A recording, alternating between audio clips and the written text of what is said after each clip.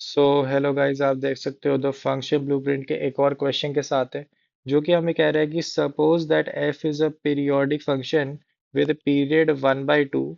और हमें बोला एफ ऑफ टू इसके बराबर है, एफ ऑफ दिस इसके बराबर है, हमें बता दो इसकी क्या वैल्यू है।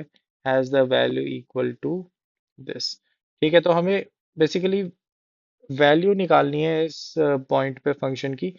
तो क्योंकि हमें पीरियोडिक बोले तो ट्राई करेंगे कि जो गिवन वैल्यूज है उससे ये वैल्यू निकालने की कोशिश करें जो हमें इवेलुएट करनी है।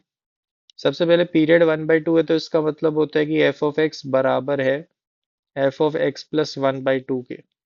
पर क्योंकि आपको पता ही है रिपीटेडली है, मतलब 1/2 कई बार ऐड हो सकता है ना।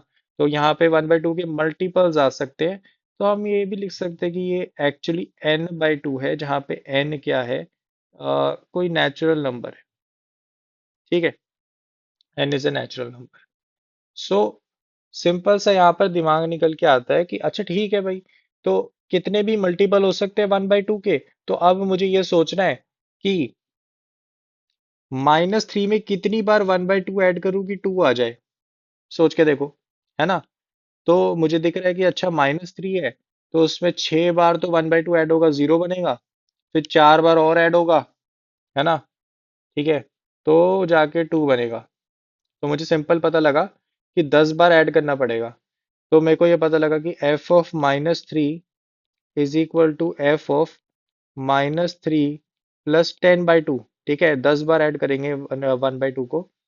तो ये मेरे पास निकल के आ जाएगा एफ ऑफ 2 के बराबर, जो कि 5 है ना। तो एफ ऑफ -3 की वैल्यू क्या निकल के आई, 5।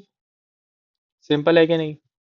ठीक है, अब सिमिलरली मुझे पता है कि देखो, 1/4, 2 को जितनी बार 2 में 1/2 ऐड कर लूँ वो 1/4 के बराबर तो नहीं आने वाला।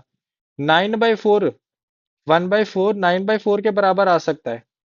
9/4 के बराबर 1/4 आ सकता है, क्योंकि 1/2 में कितनी बार ऐड कर सकता हूँ। देखो, 5/4 और 9/4 में डिफरेंस क्या है। अगर 1/4 में यहाँ से अलग करता हूँ तो ये 8/4 यानी 2 बन जाता है। तो मेरे को दो जंप्स लेने और आधा आधा जंप कितनी बार लेना पड़ेगा, 4 बार।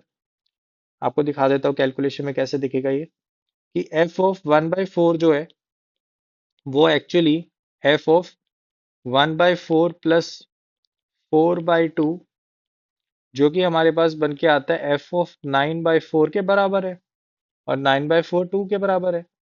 तो बेसिकली मेरे पास एफ ऑफ -3 की वैल्यू भी निकल गई और एफ ऑफ 1/4 की भी। मुझे इन दोनों का डिफरेंस लेना था, है ना। इन दोनों का डिफरेंस लेना था। तो ये मेरे पास आ गया 5 - 2, जो कि आ गया 3। So 3 is the correct answer of this question, जो कि हो जाता है B option. I hope so clarity मिल गई होगी इस सवाल में। बहुत ही सिंपल सवाल था, ऑब्जर्वेशन बेस्ड, कि मुझे पता है कि इस वैल्यू में कितनी बार 1/2 ऐड करूँ कि 2 बन जाए, और 1/4 में कितनी बार ऐड करूँ कि 9/4 बन जाए। ठीक है, तो बहुत ही सिंपल सा सवाल है पीरियोडिसिटी पे। आई होप सो क्लैरिटी मिल गई होगी। मिलते हैं अगले क्वेश्चन के साथ।